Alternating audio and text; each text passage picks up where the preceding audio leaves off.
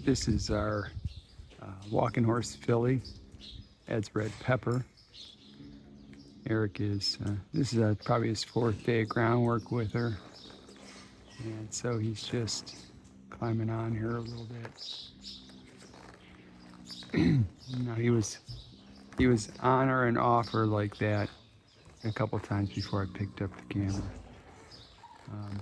But this is what we do, like this is called lightly starting them, you know. I know some people get bugged up about climbing on a young horse and stuff, but I think you're really in error. You just don't want to drill them.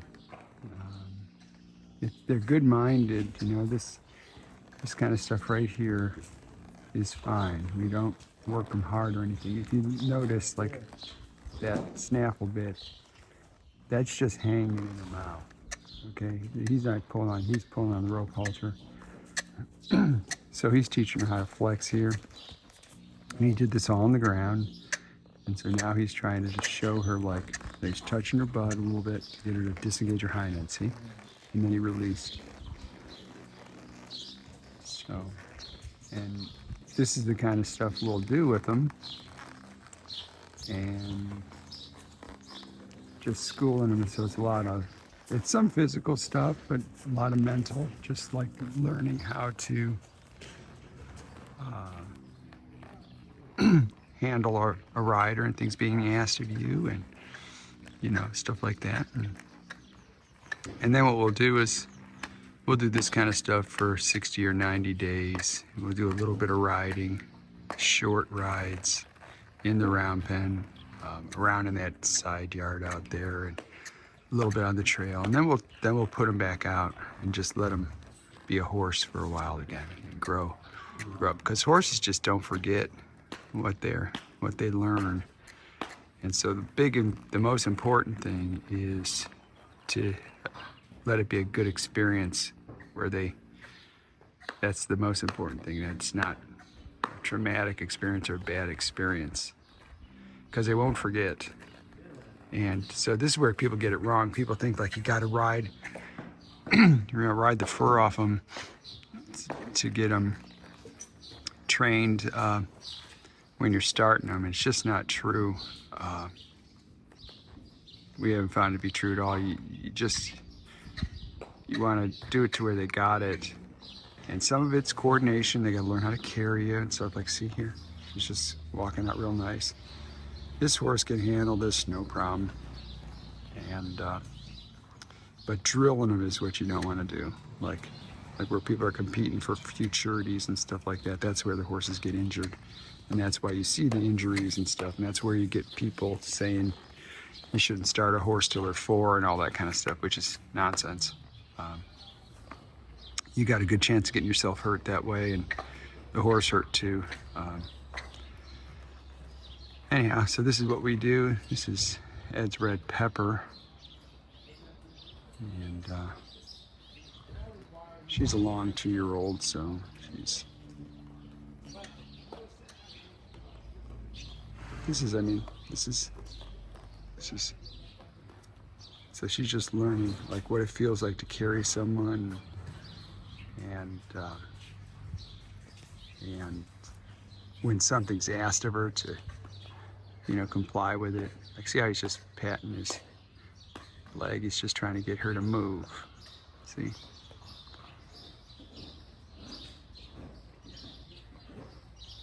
Yeah. This is a really nice filly.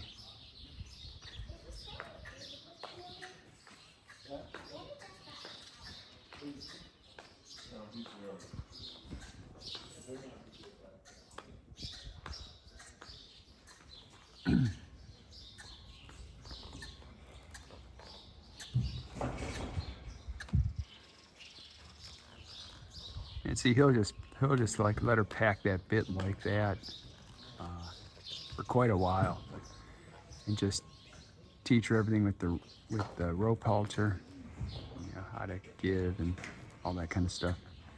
And then what he'll do, I have a couple of videos on this, where we see like it's a hanging right there. So we call it kind of like R2 rein sort of thing. So he'll eventually hook slobber straps and reins to the bit as well, and then he'll do them both at the same time, the rope halter, so they know what the feel of that is, and then they'll make the connection between the feel in their mouth and the feel of the rope halter.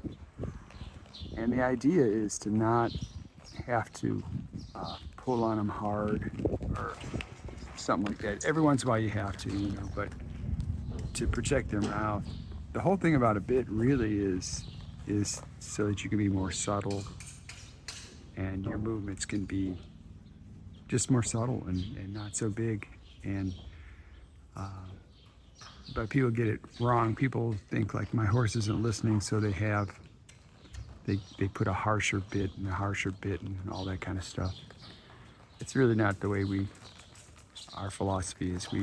We start with the rope halter and do almost all your work with the rope halter first, and then once they got that, then you go to the bits so that you can be more subtle. And then if we, for some reason, get a horse that you end up pulling on more or something, we go right back to the rope halter, and keep them on that for a while. But so there's no problem going back and forth with whatever you're using. Just keep in mind they're just tools, to help you communicate with your horse. But our barn here, like it's June right now, middle of June, and I think it's like 90 outside, but we get a beautiful breeze in here. It's about 10-15 degrees cooler coming through here. And we don't work them hard, we're real conscious of that. So, but I'm liking how she's looking.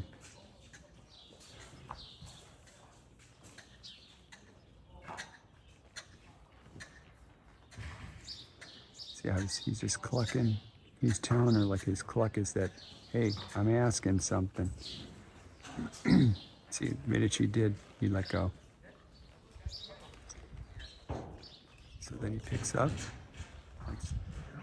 See, this is the thing, like most of what you're dealing with the horses is their concentration. Like and especially young horses, they kind of lose concentration on what you're asking them. Yeah. She just keeps wanting to look at his right foot over there. See? There you go.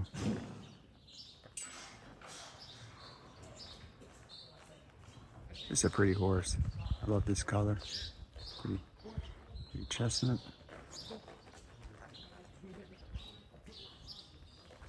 See, he pets her. Tells her it's okay.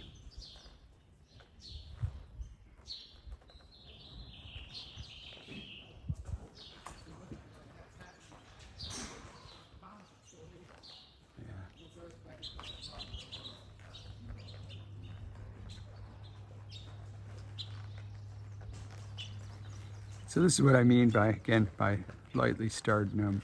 We don't work them hard. It's more mental than anything. A little bit physical, where they have to learn how to balance and stuff like that.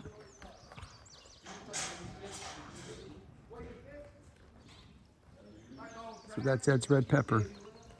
Should people subscribe? They should. Hey, smash that like button and subscribe. Hit that notification bell. Thanks for watching.